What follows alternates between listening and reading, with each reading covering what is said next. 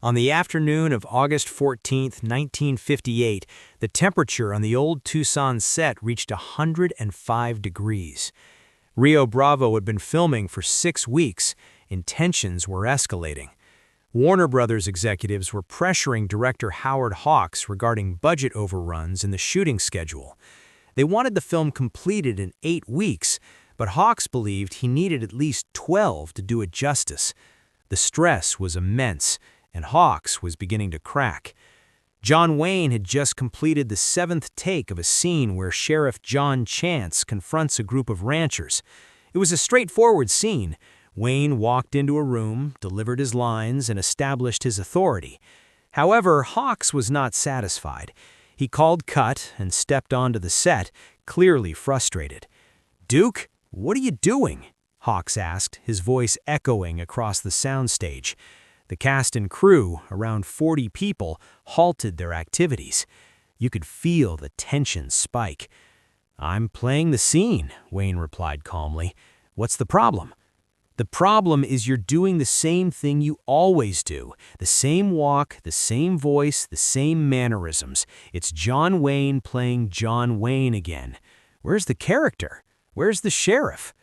Wayne's jaw tightened. "The character is there, Howard. Maybe you're just not seeing it." "Oh, I see it," Hawks retorted. "I'm seeing the same performance you've been giving for 20 years. Do you know what the studio executives said to me yesterday? They said, 'Hawks, why did you cast John Wayne? He can't act. He just plays himself in every movie.'" The set fell silent. One could hear a pin drop. Hawks had just publicly questioned Wayne's acting ability in front of the entire cast and crew. In Hollywood, that could be career suicide for both the criticized and the critic. But Hawks was under so much pressure that he lost his filter. "And you know what?" Hawks continued, words spilling out. "Maybe they're right. Maybe I made a mistake casting you. Maybe I should have gone with Kirk Douglas like they wanted. At least he knows how to create a character instead of just being Kirk Douglas or being John Wayne. Same thing, different name." Wayne stood there, his expression carefully neutral, but anyone who knew him could see the hurt in his eyes. This was not mere criticism. It was humiliation from a director he respected, in front of a crew he had been working with for 6 weeks. At 51, facing ongoing questions about whether he was past his prime, now his own director was validating those doubts. "Let's take 5, Wayne said quietly. He walked off the set without another word, heading toward his trailer. The crew stood frozen, unsure of how to react. Hawks realized the gravity of what he had just done, but his pride prevented him from taking it back immediately. He stood there, angry and embarrassed.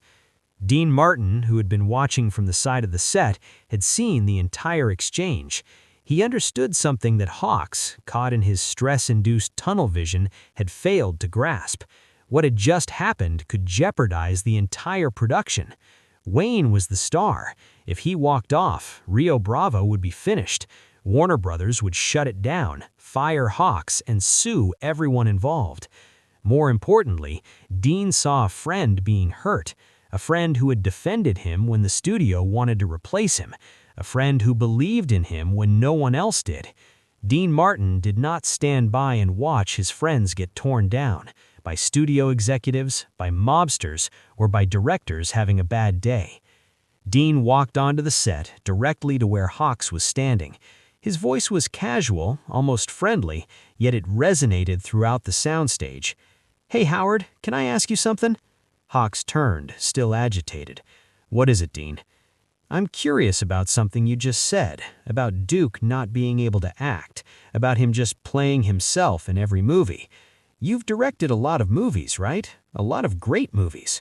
"Yeah," Hawks replied defensively. "So I'm wondering, if John Wayne can't act and just plays himself in every movie, why have you cast him in so many of your films? Let's see, Red River, that was you and Duke. Big Sky, you and Duke. The Big Sleep had him in it for a minute, and now Rio Bravo. That's a lot of movies with an actor who can't act." The crew was now watching, realizing what Dean was doing. Hawks's face began to redden. "That's different. He's a star. He sells tickets." Oh, I see, Dean said, nodding. So you cast him because he's a star who sells tickets, not because he's a good actor. Is that what you're saying? I'm saying, Hawk started, but Dean smoothly interrupted. Because that's interesting, Howard. When you were trying to convince me to take this role, you said, Dean, you'll learn so much from working with Duke. He's one of the best actors in the business. Watch how he listens in scenes, how he reacts, how he makes everything look natural. Remember saying that? Hawks shifted uncomfortably.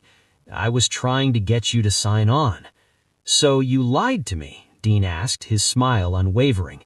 You told me Duke was a great actor just to get me to do the movie, but actually you think he can't act.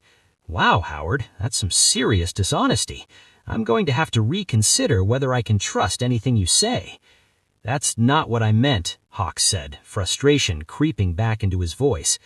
Then what did you mean? Dean asked, his tone still light, but his eyes serious. Because from where I'm standing, here's what just happened. You're under pressure from the studio. They're writing you about the budget and the schedule. Instead of standing up to them and defending your artistic choices, you took it out on Duke. You humiliated him in front of 40 people to make yourself feel better about the studio pushing you around. The set was completely silent now. Dean had articulated what everyone was thinking, but had lacked the courage to voice, and he had done it in a way that made Hawks appear weak and petty. That's not, Hawks began. Let me finish, Dean interrupted, his voice firmer now. John Wayne is the best thing about this movie. His performance is what's going to make Rio Bravo a classic. Not the script, not the direction, not me or Ricky Nelson or anyone else. Duke's presence, his authority, his ability to make you believe he really is that sheriff. That's not just playing John Wayne. That's called having a screen presence so powerful that it transcends acting. That's called being a movie star. Dean stepped closer to Hawks. And you know what else, Howard? Duke has been nothing but professional on this set. He shows up on time, knows his lines, takes direction, helps the other actors. He makes your job easier. And in return, you just told him he can't act and that you made a mistake casting him in front of everyone. Hawks was looking at the ground now, the fight gone from him. Dean wasn't yelling or being aggressive, but his words were incisive, dismantling Hawks's position piece by piece. So here's what's going to happen, Dean said. You're going to Duke's trailer. You're going to apologize, not because I'm telling you to, but because it's the right thing to do. You're going to tell him you were wrong, that you were taking your frustration with the studio on him, and that you're sorry. And if I don't? Hawks asked, his pride making one last stand. Dean's smile vanished. Then I walk right now, and I make sure everyone knows why. You can explain to Warner Brothers why you lost both your stars in one afternoon because you couldn't control your temper. Hawks stared at Dean for a long moment. Dean stared back, unflinching. The entire set watched this standoff between the director and the actor, and everyone knew that Dean had won. He had defended Wayne without being disrespectful, called out Hawks's behavior without attacking him personally, and given Hawks a way to save face by framing the apology as the right thing to do. You're right, Hawks finally said quietly. I was out of line. I'll go talk to Duke. Good, Dean said, his smile returning. And Howard, next time the studio gives you grief, come talk to me or Duke. We'll back you up. That's what this team does. We support each other. We don't tear each other down. Hawks nodded and walked toward Wayne's trailer. The crew began to buzz with conversation. What they had just witnessed was extraordinary.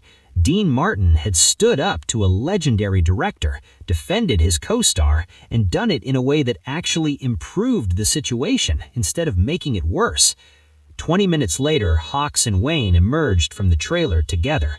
Hawks looked humbled. Wayne looked better. Not great, but better. They returned to the set, and Hawks addressed the crew. Listen up, everyone. I owe you all an apology, but especially Duke. I was under pressure from the studio, and I took it out on the wrong person. Duke's performance in this film is exactly what it needs to be. He's a professional, and I was unprofessional. We're going to take an early wrap today and come back tomorrow fresh. I'm sorry. Wayne nodded, accepting the apology with grace. Then Hawks added, "And Dean, thank you for having the guts to call me out when I needed it. That took courage." "Just looking out for my friend," Dean replied simply. That evening, Wayne visited Dean's trailer with a bottle of whiskey. "Mind if I come in?" "The door's open." They sat in silence for a moment, Wayne pouring 2 glasses. Finally, Wayne spoke. "You didn't have to do that today. Stand up to Hawks like that."